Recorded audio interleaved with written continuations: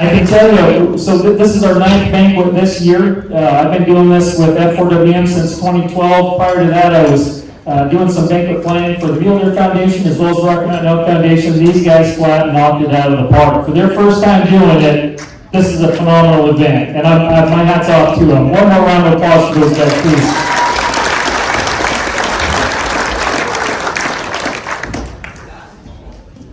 So just by a show of hands, how many people in here have never been to an F4WM banquet or have never heard me speak about F4WM? Will you raise your hand? That's awesome. Thank you all for being here. Greatly appreciate the support. Always excited to have the opportunity to get in front of people. This is the part of the night where everybody, things slow down a little bit. But the reason is because I really have some pieces of information. I'm hopeful that you'll listen close to some of the facts and figures and numbers I'm going to share with you tonight and pass them along. Interesting story. We were in a restaurant last night, and a gentleman comes up to me today and says, we saw you at the restaurant last night, and as you pulled in with your F4WM truck that's got the wolves and the elk on it, the people at my table were frustrated. They said, another one of those pro-wolf people trying to save the wolves. Thankfully, he was present and able to set the record straight and let him know that although I don't hate wolves, they're the most amazing animal I've ever been around. Wolf populations have got to be controlled in order for us to have healthy underpopulations, elk, etc. Absolutely, thank you. Very, very important. So, a little about F4WM. I hope that, again, there's going to be a lot of information here. Take with you what you can remember and please share it. They say that it takes people 7 times to hear something for it to sink in. So those of you that have heard me speak before, I hope you pick up something new. 501c3 nonprofit founded in 2011 by a grassroots effort to offset the negative impacts witnessed with the overabundance of wolves. That's what F4WM is. We've grown since then to 3,500 members spanning 43 states, most of which recreate or live in Montana or Idaho. That grassroots effort has saved more than 330,000 elk, moose, deer, and livestock by successfully removing 2,395 wolves with a little more than $2.25 million generated by sportsmen and ranchers and concerned citizens just like you. This season to date, we funded the removal of 395 wolves with $517,500. 149 of those wolves came from Montana. 246 of them from Idaho. We have a 180-day grace period, however, for submissions, and so we're unsure percentage-wise how many of those have been turned in. Some guys stockpile all of their reimbursements, expenses till the end of the year and turn them all in at once. Some guys are quick to try to garner the reimbursement for their out-of-pocket expenses right away, so those numbers may change. But I will say this, last year we funded 54% of the wolves removed from your state.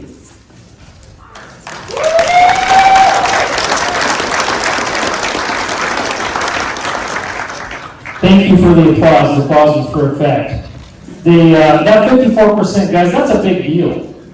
You know, when you start thinking about how hard it is to manage wolf populations, your F4WM program removed over half of the wolves removed from your state last year. That's a big deal.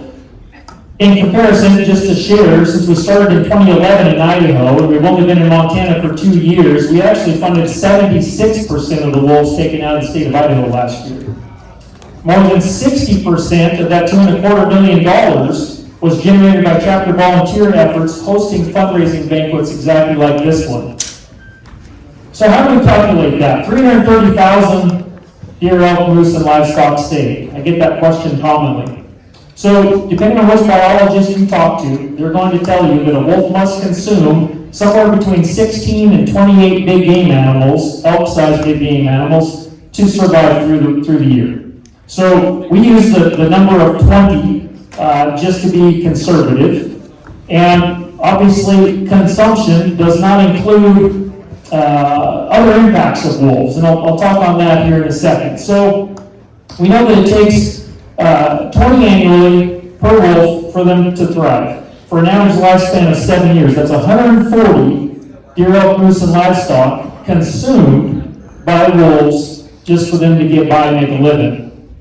So, surplus kills, let's talk about that for a second. So we spent how much, I don't know, the North American Model of Wildlife Conservation has been in play now for 130 years. Through that, we have regulated our seasons, we have worked diligently and spent billions of dollars maximizing our wildlife habitat, right? We have winter range, we've got controlled burns that we do for game species to create food source. So now you have, prior to wolf abundance or overabundance, we have all of this habitat that our deer, elk, and moose have become accustomed to living off of during the winter months. Well, what happens when a wolf pack runs through that prime habitat that you and I have built?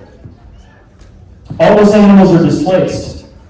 And then they have to try to make a living on lesser habitat, where the snow's deeper on the north slopes instead of the south, right? So all of that changes. Well, let's back up a little bit. What about breeding season?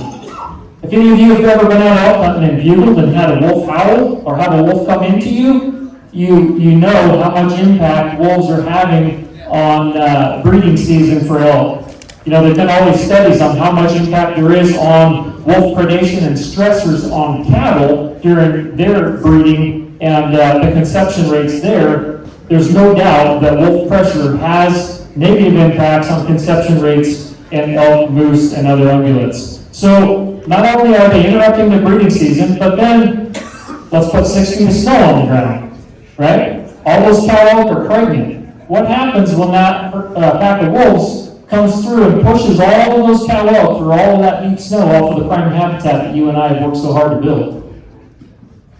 A lot of those fetuses are aborted. They can't handle the stress. Then on top of that, they're forced to winter on habitat that's insufficient. Adds to your winter kill. The negative impacts of overabundance of wolves is great, and I hope that everybody takes that away from this speech tonight. So again, just going back to how do you calculate the 330,000 elk saved, a lot of people will say, well, you know, you're giving them an average lifespan of 7 years, that's 140 per, and that's how you're doing the math. That is accounting for every year of the wolf's life. What if you don't kill that wolf until he's 3 years old? Well, all of the rest of the impacts there are not even calculated into that, so I think that that's bare minimum, 330,000 deer, elk, and moose saved. So why is F4WM needed?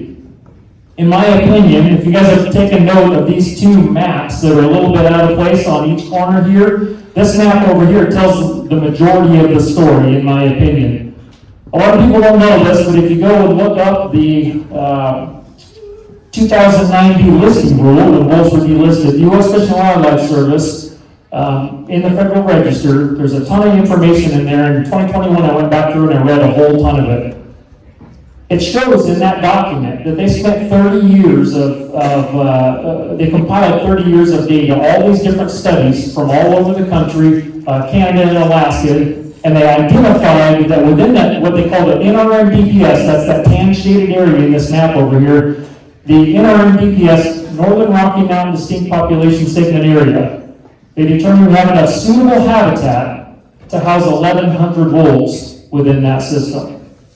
The recovery goal was 300 total. We reached that in the year 2000. It took us 9 years of litigation, fighting litigation, for the states to take over management of wolf populations. 9 years. In that time, the wolf population that was 300, when it should have been delisted and management handed over to the states, exploded and became 1,500.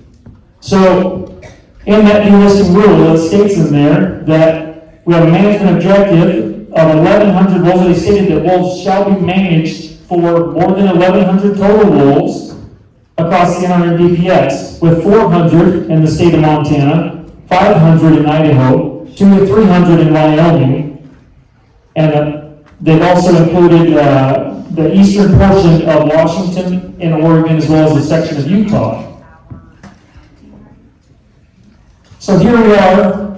The state of Montana has housed the entire 1,100 that we have suitable habitat for in the entire system for 10 years, right?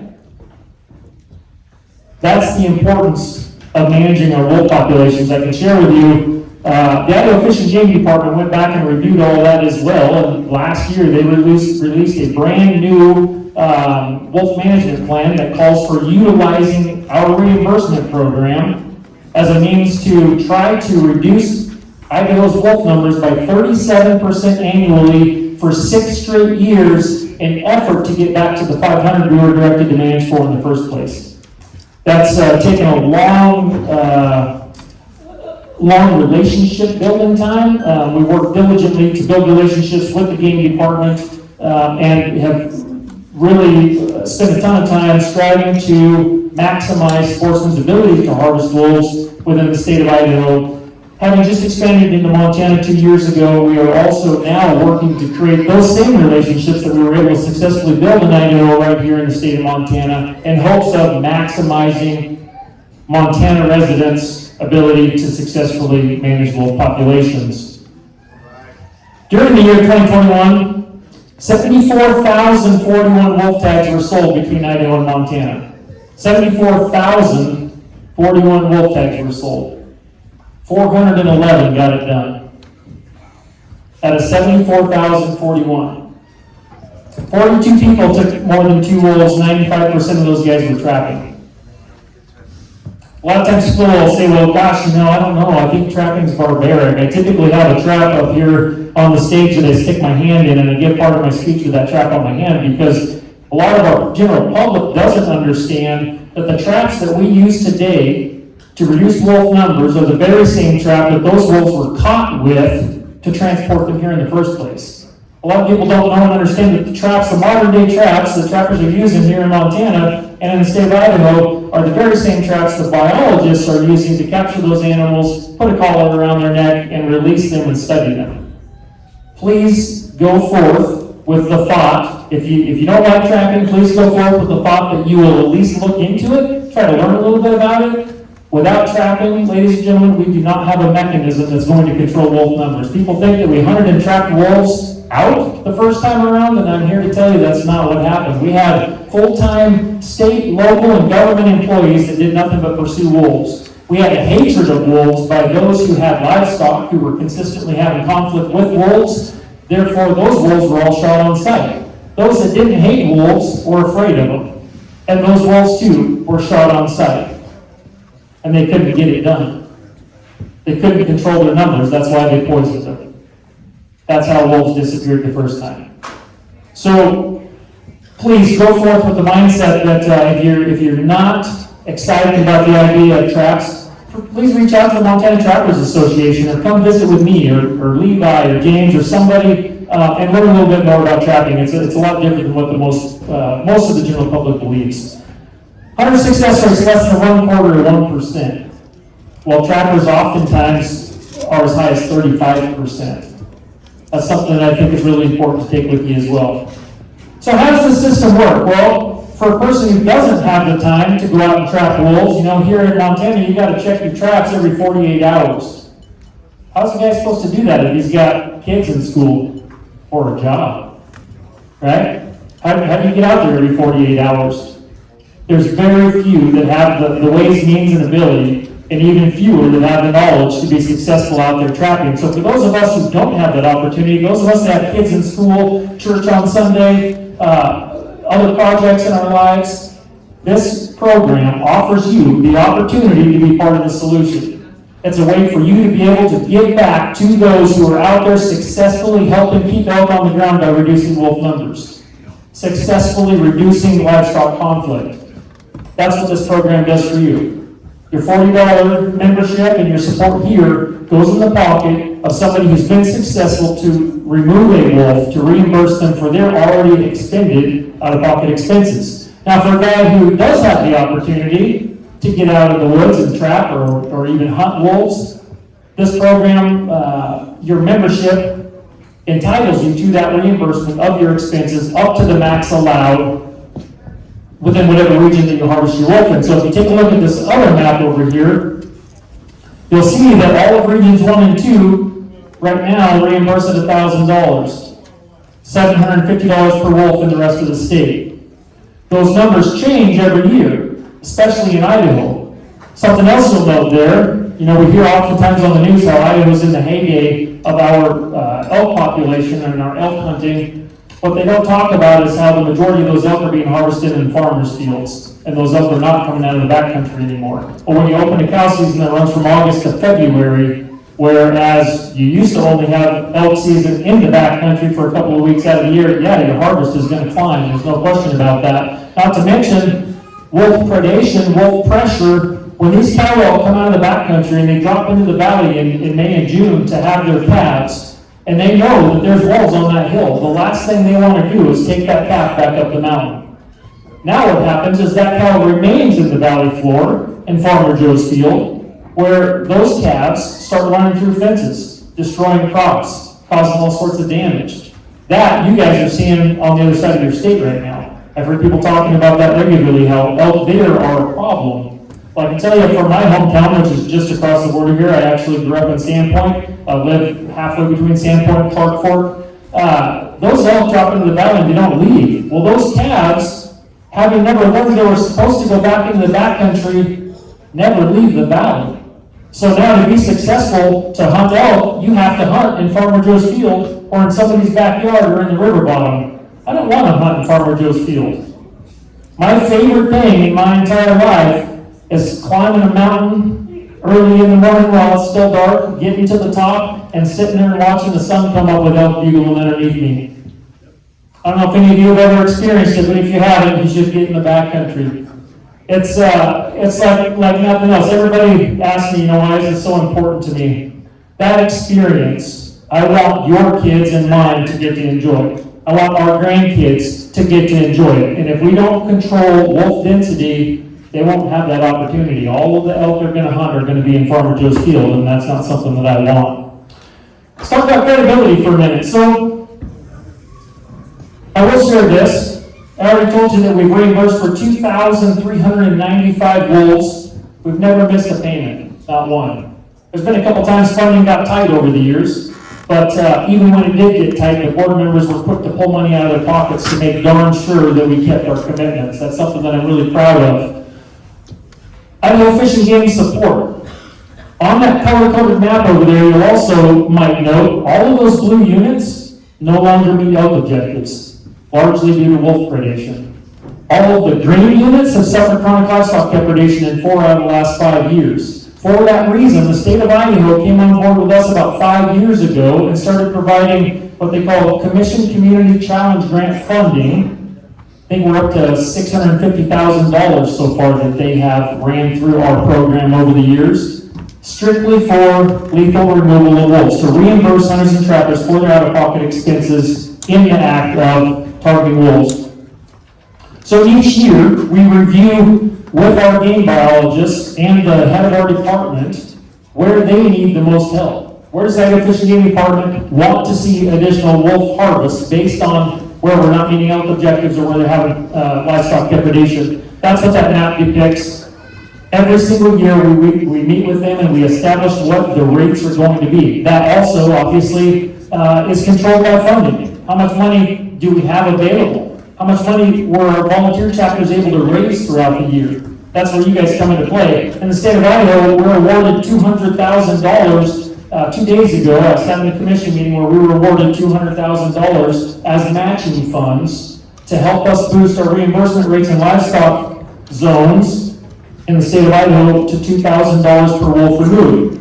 The state of Montana does not have state-funded support. But the more of these successful fundraiser banquets we're able to host, the more funding you guys are able to generate tonight, the higher those reimbursement rates can be. When we first expanded into Montana, we were funded $500. We're already up to $1,000 in all of Region 1 and 2, and $750 in the rest of the state. When I started talking about that, I was talking about credibility. I can tell you this, the state of Idaho would not be supporting our program if we were not thoroughly vetted. Annually, because they provide state funding to our program, they actually audit our receipts. So every person that's been reimbursed, they go through and look at all of our books and verify that everything we're doing is legit. This is not a bounty program. This is a reimbursement program to try to keep those few that have the ways and means in the woods getting the job done.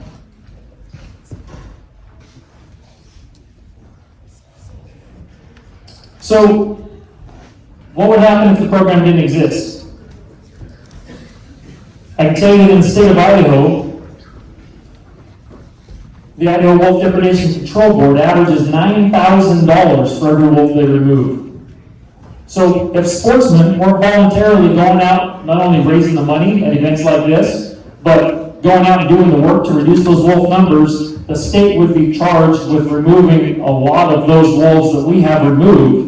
But for them to remove the 2,395 wolves that F4WM has, that would have cost them $21,555,000 to remove those same wolves. Think on that for a minute. Now in Idaho, the Idaho Wolf Depredation Control Board is funded 65% through our state tax fund.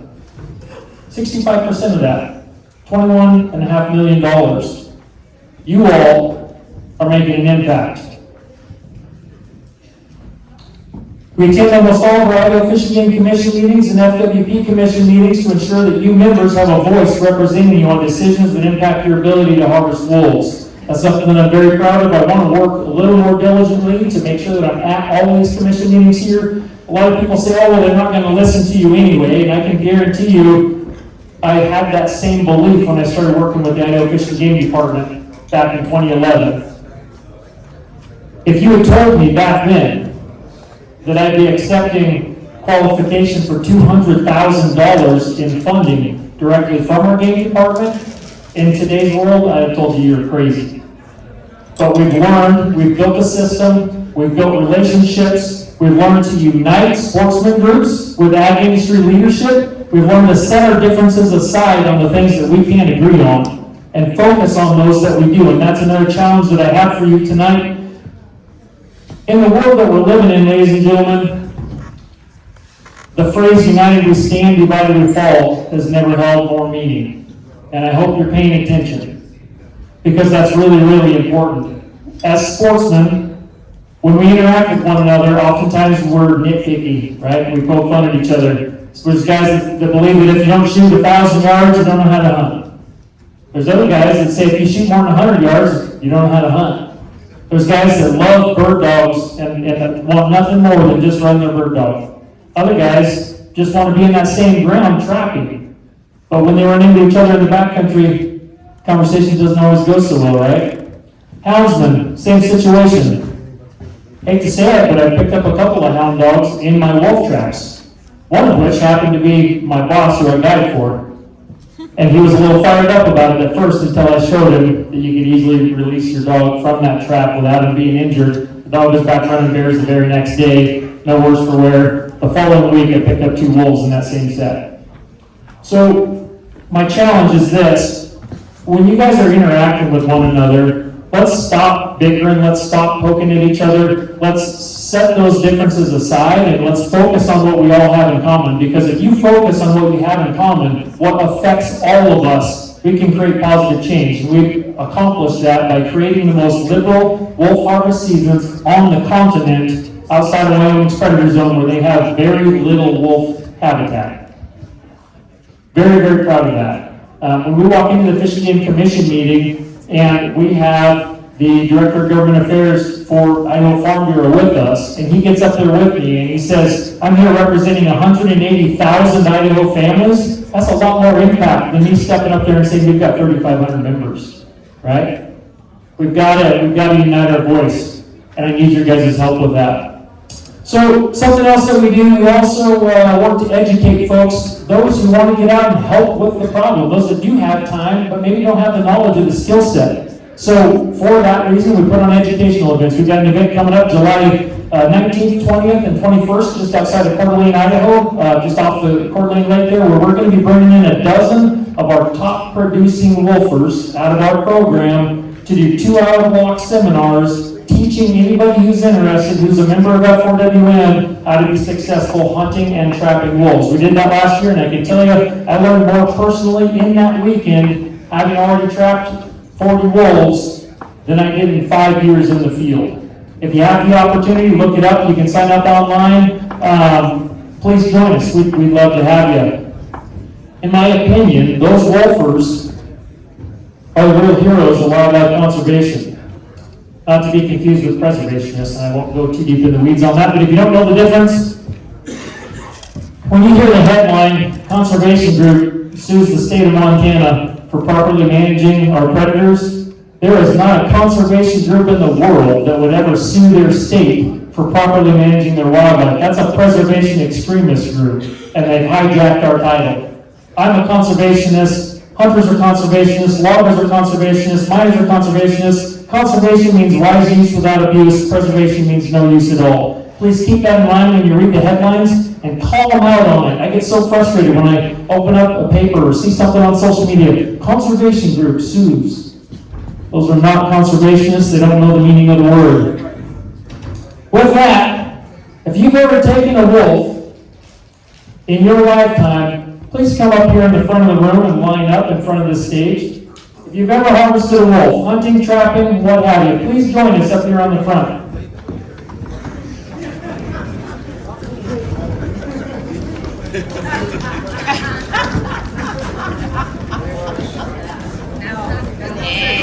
That's just a sick bird.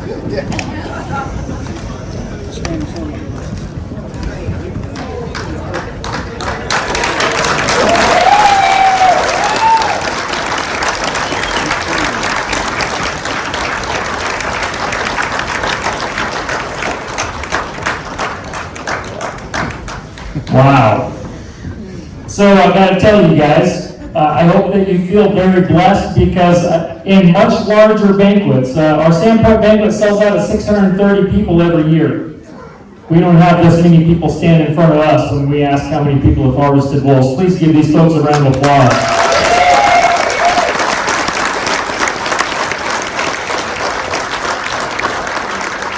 So tonight I'm going to go one step farther. If you've tried to trap a wolf and have not been successful, please join us up here for a minute. If you've tried to trap a wolf and have not connected, please join us.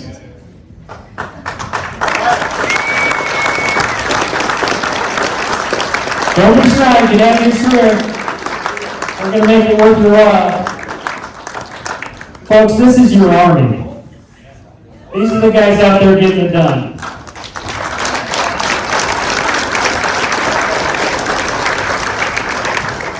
We have had some different companies take note of what we're doing and have a lot of appreciation for what F4WM has accomplished, what F4WM membership does, and really excited to share with you guys tonight. If any of you are trappers, you might be familiar with Duke Traps. Mr. Bill Duke himself has donated a dozen of the brand new adjustable pan tension Duke 850 wolf traps, and he wants us to give them away to one of these fine ladies and gentlemen that are up here with us. So we're gonna hand them all a raffle ticket real quick, and we're gonna draw to see who gets to take all those traps home with them tonight.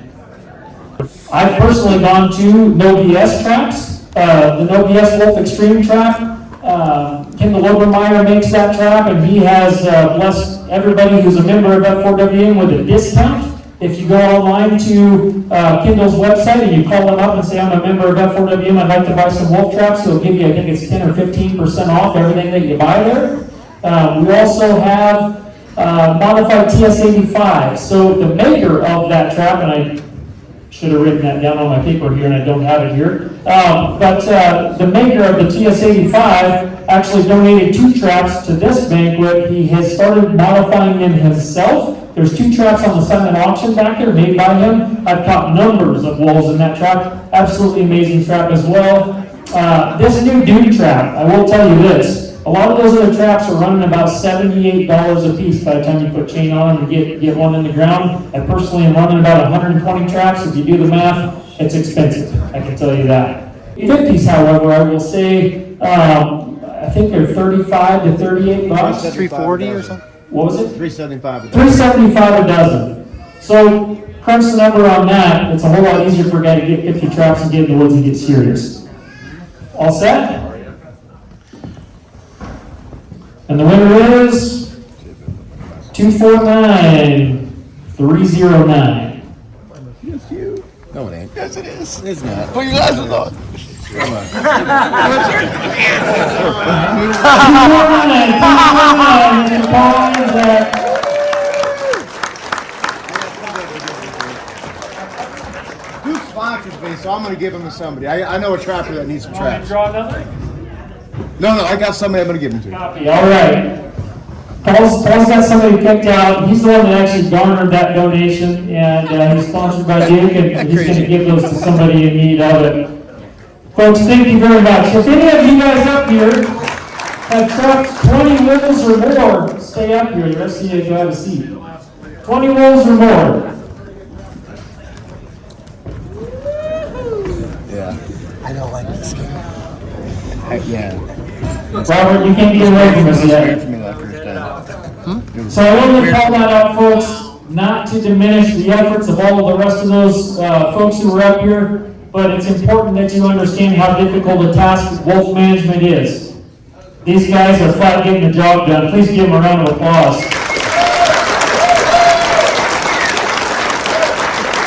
Thank you, gentlemen. Good. Well, I'll close with this, guys. Thanks for being here.